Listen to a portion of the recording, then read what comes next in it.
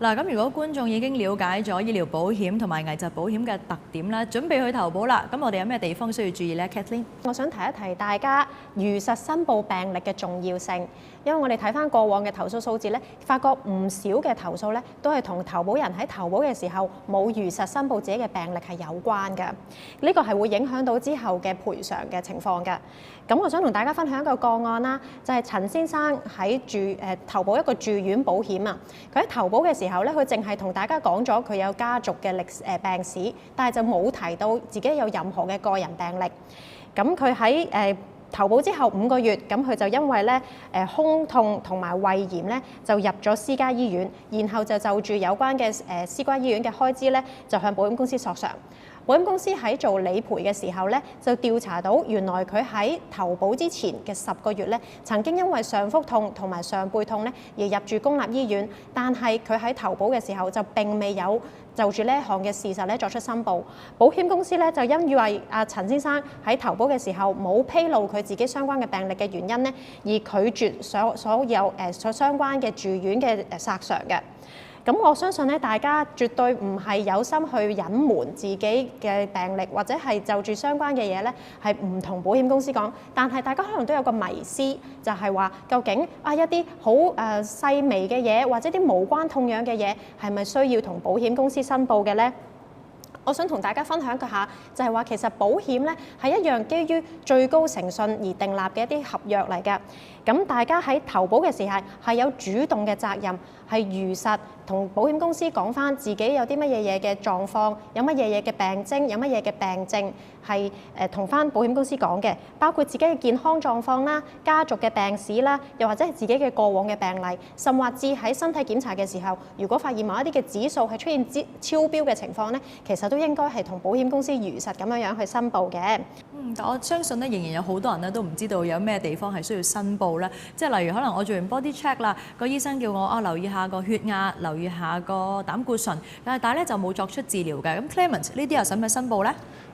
我都想喺度再重申一次，頭先係 Kathleen 講得好清晰嘅資訊啦。其實好多時候一啲誤點就係以為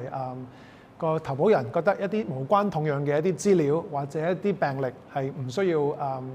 去喺病歷嘅時候作出一啲披露嘅，又或者覺得我個病而家有個病同我申索嘅賠償係冇關係嘅。咁而呢啲時候我哋好多時候會見到啲爭拗嘅。但係喺呢度啦，我想借住呢個機會都大力咁鼓勵各位投保人咧，其實如果有任何嘅一啲病歷嘅資訊咧，其實都係有責任要同保險公司當你投保嘅時候係去披露嘅。咁呢樣嘢係會令到我哋無論做核保嘅時候咧，有最好嘅資料去以一個最誠實、最公平嘅方法去同翻個投保人講，無論我哋願唔願意承保啦，又或者個保費嘅釐定咧，都係一個好重要嘅一啲資訊嚟嘅。咁我亦都相信，如果有個比較清晰嘅溝通嘅時候咧，當我哋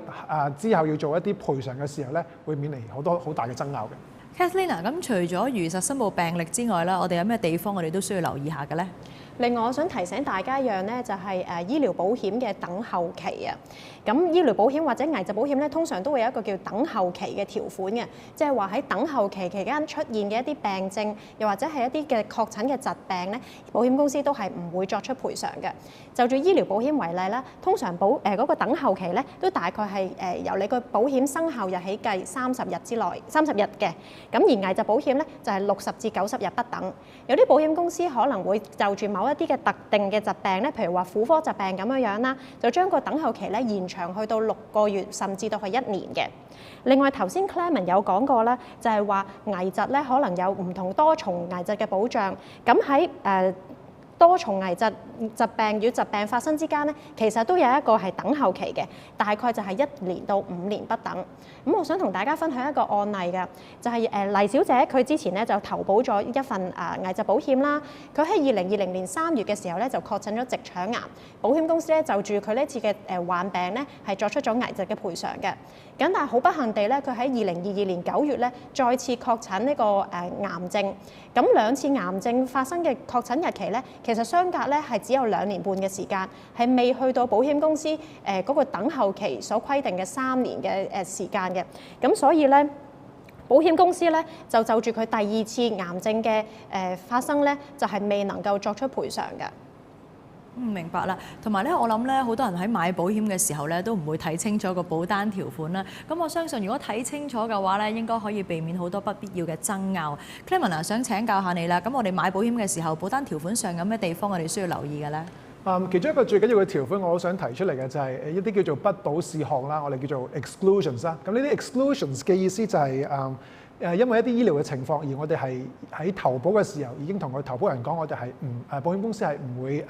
承保，又或者唔會作出賠償嘅。而最常見嘅不保事項就係叫做投保前已經有嘅病症。呢一種叫做投保前已經有嘅病症咧，就係喺個保單生效之前，一切有嘅病徵咧同病歷咧相患啦。咁嗰啲多數我哋喺核保嘅時候，如果發現咗出嚟咧，多數都會同個投保人講得好清楚，就係呢啲我哋一啲屬於叫做不保嘅事項啦。如果當相關嘅病又或者嘅危疾發生咗嘅時候咧，係唔會得到賠償嘅。咁所以頭先好似 Kathleen 講啦，我哋都係會再鼓勵所有嘅投保人啦，當你做核保嘅時候咧，係盡量提供多啲資料啦，咁可以避免咗不必要嘅誤會啦，亦都喺賠償上面咧可以得到最大嘅透明度嘅。